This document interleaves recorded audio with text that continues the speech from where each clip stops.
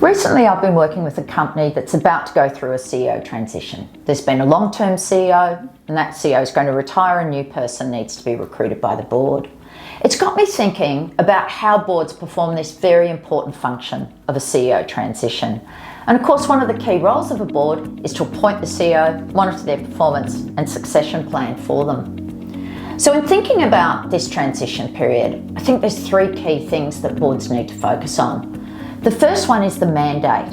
What's the mandate of the incoming CEO? Is it to grow the business, for example, by organic or inorganic growth, which means mergers and acquisitions? Is it to stabilise the company because there's been a lot of change or maybe there's been a crisis? Or is it something else? For example, is it to sell the company? All of those things will feed into what the skill, experience and background of the desirable candidate is. And of course, the CEO needs to suit the nature, the stage and the strategic direction of the company. The second thing I think the board needs to reflect on is the values and the organisational culture of the organisation. What is it that is the organisational culture, the desired behaviours, the values when they're lived in practice? Because you want a CEO who's going to be able to meet those and ensure that they're continued in the company. And that feeds into the personal attributes of the candidates.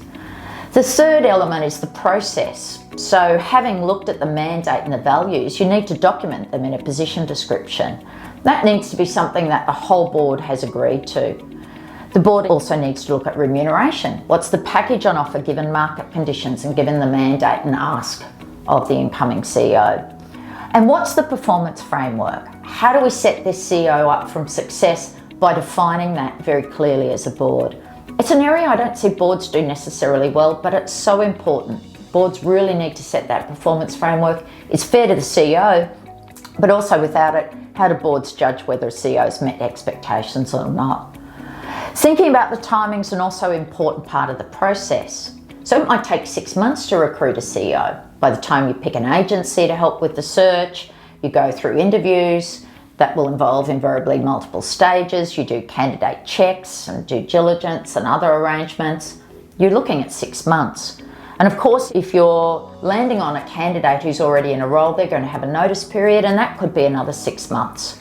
So planning well ahead is really important. And also thinking about the backup plan. What if we get caught short and we need to put someone else in an acting role? Who have we got in the organisation who'd be suitable to act?